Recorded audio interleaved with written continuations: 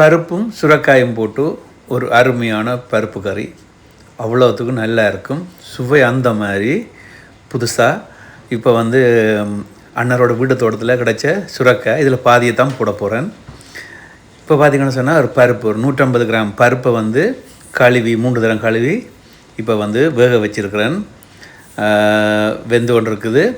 இப்போ வெந்து விரைக்கில் அந்த மேலே உள்ள நுரையை எல்லாத்தையும் எடுத்து போட்டு ஒரு வெங்காயம் ஒரு பச்சை மிளகாய் எல்லாம் தோட்டத்தில் கிடைச்சது தான், அதையும் போட்டுட்டு கொஞ்சம் உப்பையும் போட்டுட்டு இந்த மாதிரி கிளறி போட்டு அதோட பார்த்திங்கன்னு சொன்னால் இப்போ கொஞ்சம் மஞ்சத்தூள் ஒரு கரண்டி தாராளமாக மிளகு சீரகத்தூள் அதையும் போட்டுட்டு கிளறி போட்டு அடுப்பை நிப்பாட்டி விடுவோம். இங்கெல்லாம் அடுப்பில் சட்டி வச்சுருக்கேன். சட்டியில் பெரிய கரண்டியால் 3 கரண்டி எண்ணெய் விட்டுட்டு கொஞ்சம் கடுகு, கொஞ்சம் பெருஞ்சீரகம், கருவேப்பிலை, 2 வெங்காயம், 3 காஞ்ச மிளகாய், சித்தல் மிளகாய் அதையும் போட்டுட்டு இதுலேயும் கொஞ்சம் உப்பு போடுவோம். ஒரு அரை கரண்டி உப்பு. கொஞ்சம் இப்போ வெங்காயம் வதங்கி வரைக்கில் உள்ளியே போடுவோம். உள்ளி ஒரு 6 பல் உள்ளியை நசிச்சு போட்டு வெட்டி போட்டு போட்டிருக்கிறேன்.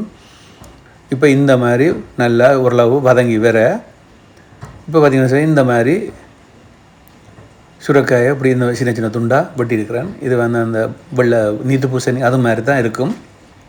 இந்த மாதிரி வெட்டி போட்டு இதை படிவாக எல்லாம் சேர்கிற மாதிரி கிளறி விடுவோம். கிளறி போட்டு நான் ஒரு 3 நிமிஷம் மூடி விட்றேன்.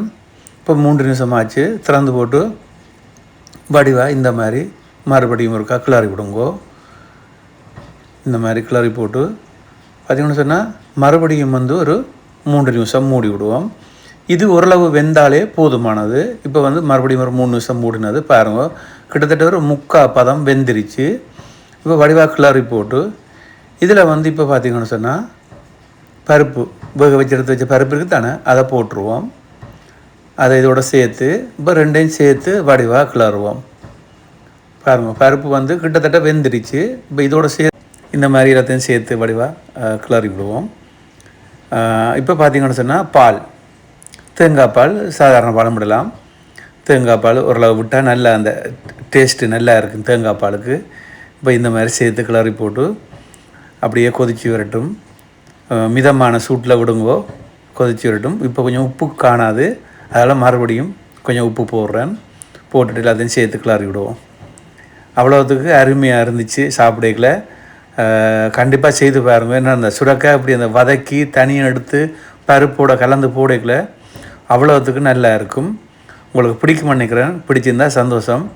கண்டிப்பாக செய்து பாருங்கள், நல்லா இருக்கும். சுரைக்காய் கிடைச்சா விடாதீங்க. என்ன சொன்னால் சுரைக்காயில் அவ்வளோ சத்து இருக்குது. வேறு என்ன, பாய்.